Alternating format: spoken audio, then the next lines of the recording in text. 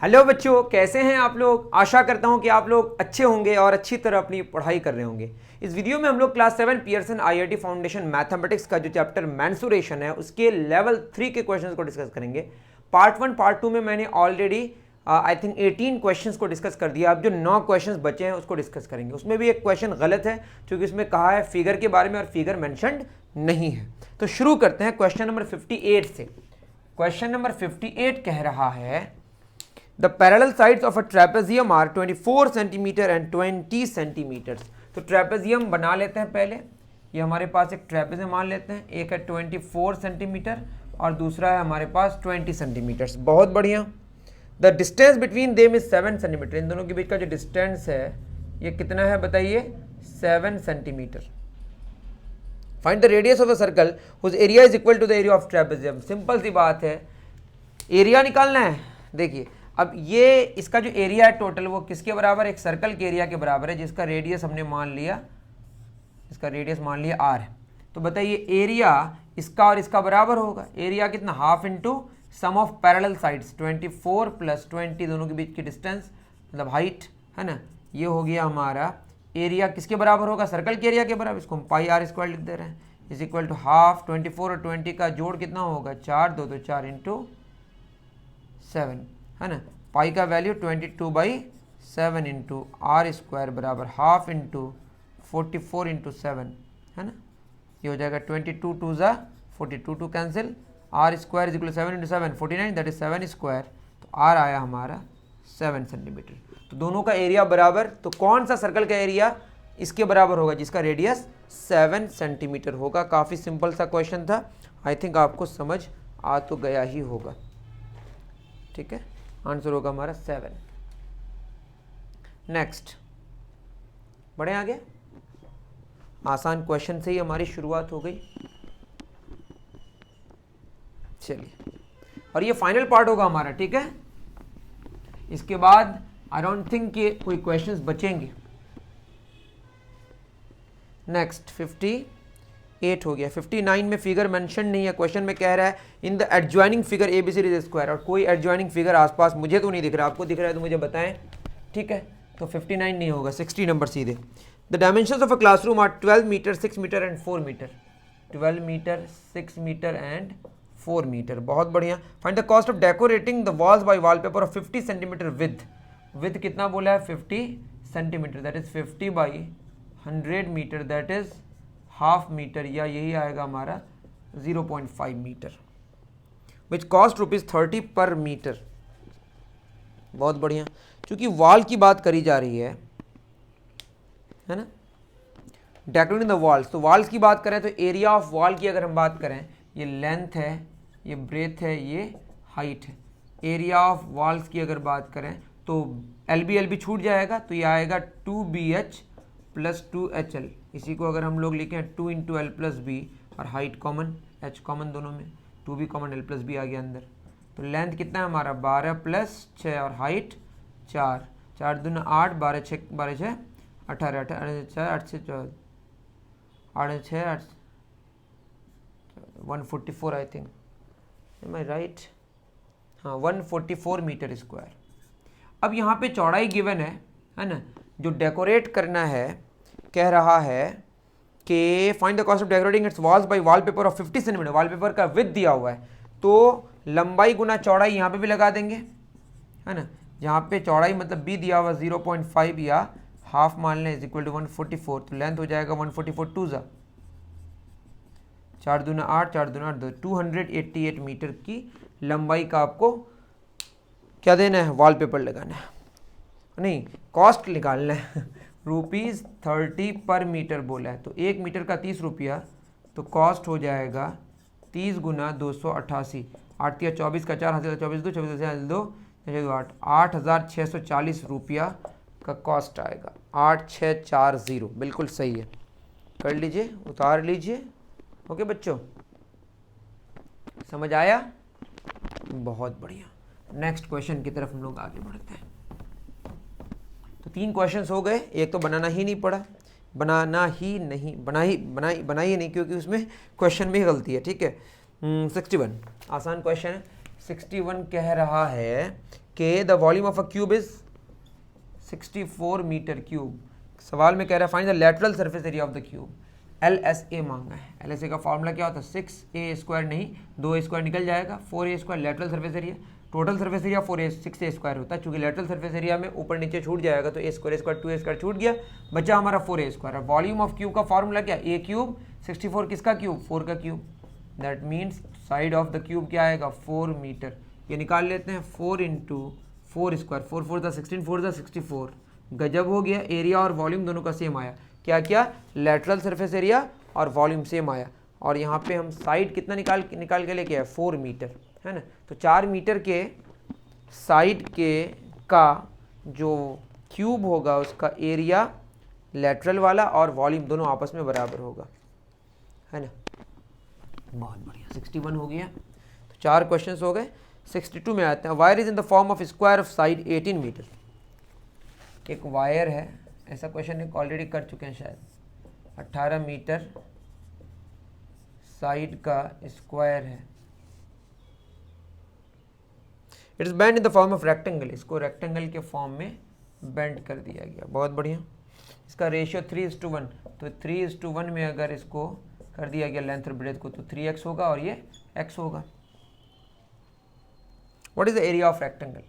Area of rectangle मांगा है, तो इसका पेरीमीटर बराबर होगा।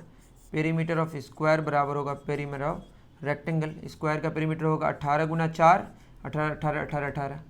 इसका होगा 2 × l + b, 2 × 3x + x। 18 × 4, 2 दूना 4, 18 दूना 36 बराबर 3 1 4x। तो x का वैल्यू आ गया 9, है ना। तो लेंथ हो गया हमारा 3x, 3 × 9 दैट इज़ 27। ब्रेथ हो गया x मतलब 9। एरिया हो गया हमारा लंबाई गुना चौड़ाई, 27 × 9, 9 7 3 6, 9 दूना 18 6 24, 243 मीटर स्क्वायर। अगर मैं सही हूँ तो बी एक बार चेक कर लेते हैं। 243 मीटर स्क्वायर बिल्कुल सही है ना। नेक्स्ट क्वेश्चन देखते हैं, उतार लीजिए। 63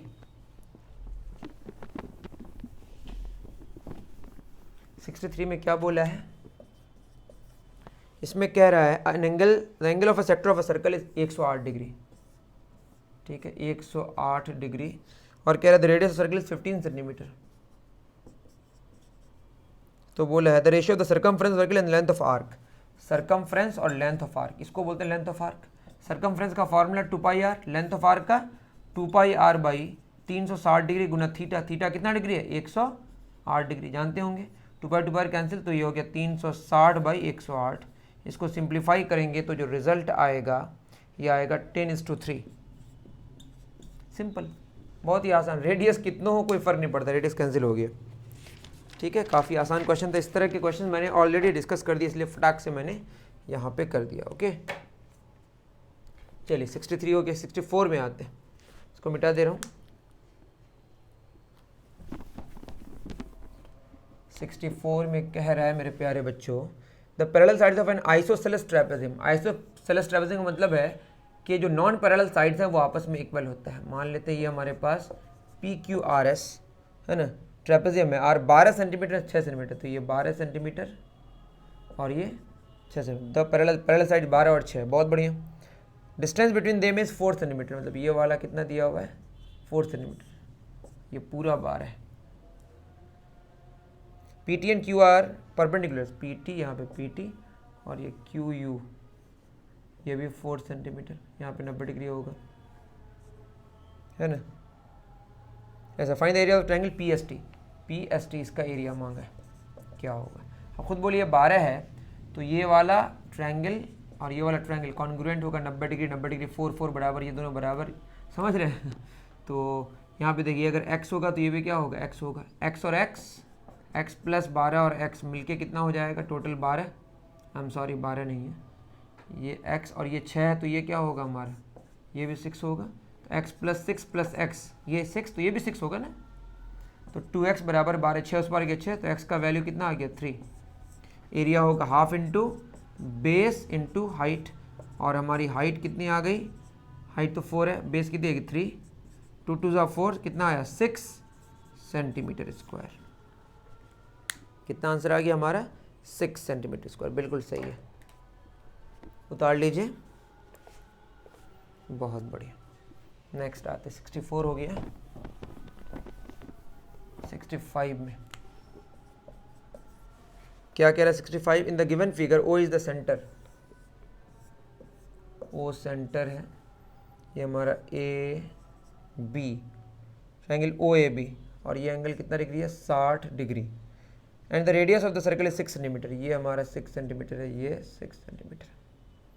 ट्रायंगल ओ ए बी का एरिया मांगा है। तो अब एक काम करें, कुछ नहीं करने की ज़रूरत है, ये भी 6 तो ये 60 डिग्री, 6 बराबर, तो ये अगर थीटा है, इसका उल्टा ये भी थीटा, छोड़िए आपको नहीं समझ आ रहा था एक्स लिख दे रहे हैं। ये एंगल एक्स है तो ये भी एंगल क्या होगा एक्स होगा। एक्स और 60 दैट इज़ 2x और 60 डिग्री मिलके कितना होगा 180 डिग्री। 60 उस पार जाएगा तो 120 डिग्री, तो एक्स कितना आया 60 डिग्री, है ना। तो ये 60, ये भी 60, ये भी 60। तो आप समझिए कौन सा ट्रायंगल है, इक्विलैटरल ट्रायंगल है। और इक्विलैटरल ट्रायंगल का एरिया क्या होता है √3/4 इंटू साइड स्क्वायर। तो √3/4, साइड कितना है 6 स्क्वायर, दैट इज √3/4, 6 छके 36, 4 9 36, आंसर होगा 9√3 सेंटीमीटर स्क्वायर। और भी तरीके से कर सकते हैं, नॉर्मल ड्रॉ करके, ये वो करके, जो भी करना कर लीजिएगा, ठीक है। आई थिंक आपको बात समझ आई होगी।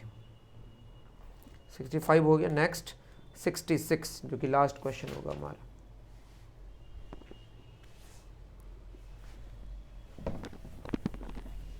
क्या बोला है 66 में, क्वेश्चन नंबर 66 कह रहा है find the area of the path of width 4 metre constructed around and outside of a rectangular plot. ये रेक्टेंगुलर प्लॉट है, ये 60 मीटर लेंथ है, 40 मीटर ब्रेथ है, इसके चारों तरफ हमें 4 मीटर चौड़ा एक रास्ता, ये वाला रास्ता बनाना है। तो हमारे पास दो तरह का लेंथ होगा, एक बड़ा वाला लेंथ मान लेते हैं, बड़ा वाला ब्रेथ, बाहर वाला।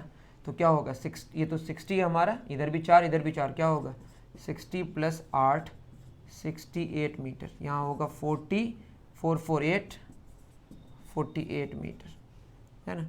और तो इसका एरिया कितना होगा बड़ा वाला एरिया, ये होगा 68 मीटर इंटू 48 मीटर। तो 68 इंटू 48 जो करके लाते हैं तो रिज़ल्ट आता है 3264।